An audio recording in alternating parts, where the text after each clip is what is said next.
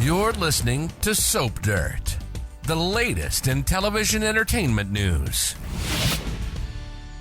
Hey, Bold and the Beautiful fans, I've got your 2-week spoilers for November 24th through December 5th. We've got Deacon Disgusted and Katie Insulted. It's Belinda from Soap Dirt. If you're not following, please reach down, hit that subscribe button. Bear in mind, we have a short week of episodes this week, just 3, but then we'll have a full set of 5 episodes the following week. All right. On Monday, November 24th, we've got everybody reeling as news of Luna's death travels around to all of the Forresters and all the other coworkers and family and friends. Pretty much a lot of people are ready to hire a DJ so they can just dance on her grave. I am curious if Sheila is going to try and host a memorial at Il Giardino and infuriates her hubby Deacon. Katie can't believe what she's hearing at Forrester Creations on Monday. She shows up at work and tells Ridge, Carter, Brooke, Donna, and Eric that are all in the CEO office that the whole thing about Luna and her death is blowing up online. And Brooke basically tells Katie, we're on top of it. She and Donna, I guess.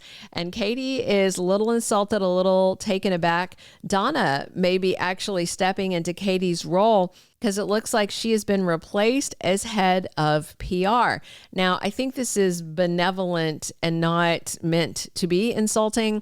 Donna and Brooke have been very worried about Katie and her heart and the stress of all this. And that was even before Luna died. So they may have made this decision based on Katie's stress over Will and the fact she was going to be helping raise this baby of Luna's soon.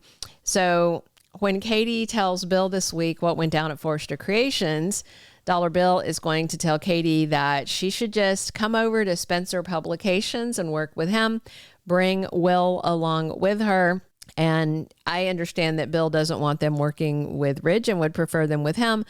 That way he could have the whole family working there since Liam is there and all that good stuff.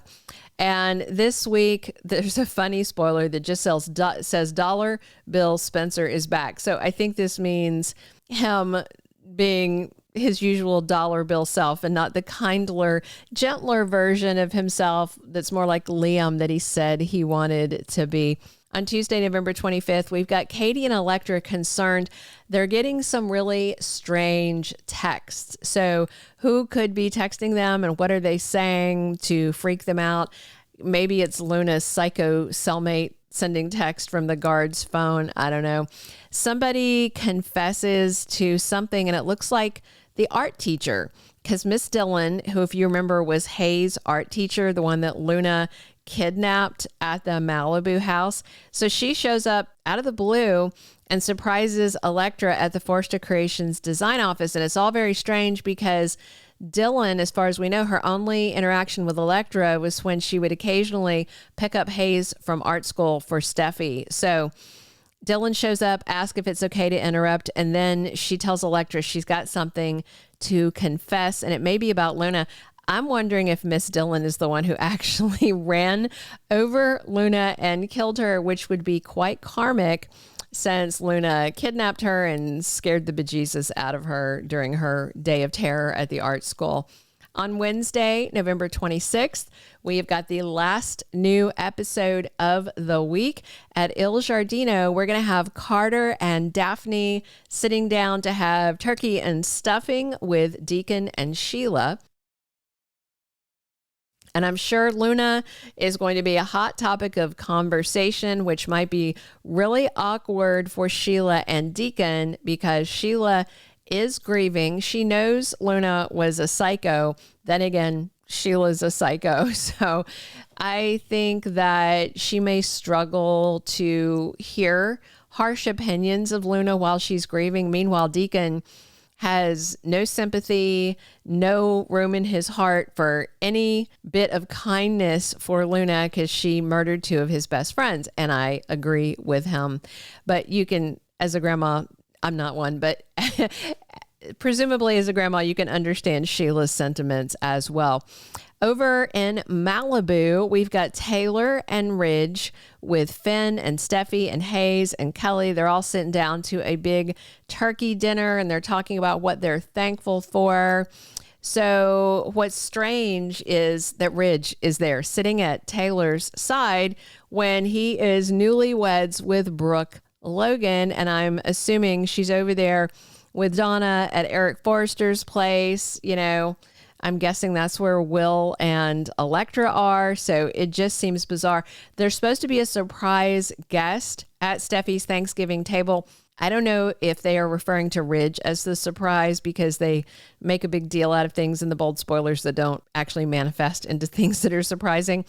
But maybe it's Deacon who stops by to check in on Taylor and vent about Sheila. I'd love if it was Thomas, but I believe he's going to be around closer to Christmas. So Thursday and Friday, November 27th and 28th for Thanksgiving and Black Friday, we've got Bold and the Beautiful preempted for CBS sports coverage. And I say boo to that. I don't need sports. I need soaps. All right. The following week, December 1st through the 5th, we've got Electra still kind of in shock from Miss Dillon's confession. I do suspect it's Luna related, and I wonder if Electra will immediately take that confession to Will, to Katie, to anybody else relevant, or if she will keep it a secret. Katie has a decision to make. Is she going to leave Forrester Creations and head over to Spencer Publications to be with her recently reunited honey Bill? I do wonder if she may resent that Brooke and Donna, in conjunction with Eric, presumably made some kind of decision for her, and were Ridge and Steffi all in on this as co-CEOs. I'm sure Katie's going to have some questions. Liam and Hope are soon going to amp up their wedding planning. I'm expecting a holiday wedding. We are on the countdown to Thomas Forrester's return, and I wonder if it's going to be a surprise or something that's planned ahead. Deacon is increasingly leaning on Taylor. Obviously, Deacon is glad that Luna is pushing up daisies, but he's still in shock from everything. He's still drawn to Taylor. He is still trying to cope with Sheila's betrayal, and her grief over Luna's death may rub him the wrong way and push him more towards Taylor, who of course is fantasizing about him. And I am wondering if we're going to see Lee and Sheila lay Luna to rest. We didn't get a body. We didn't get a morgue scene. We didn't get a body bag scene. They haven't showed us a corpse. That to me says not dead. Even if you show me a corpse, it's a soap. So, you know, Bill may push Will to walk away from Forrester and also come over to Spencer Publishing. But as long as Electra is at Forrester, I don't think Will is going to walk away. Finn tries to put his evil daughter's death behind him. Poppy is probably going to be persona non grata at anybody's Thanksgiving and homes in the future. Katie's heart problems may accelerate and cause some other medical issues, and we may see Will haunted by the stress of everything that has gone down. Thank you for being a loyal listener. Follow us wherever you get your podcast, because you don't want to miss the next episode. Soap Dirt is on all the major podcast platforms, including Apple Podcast, Spotify, iHeartRadio, and more.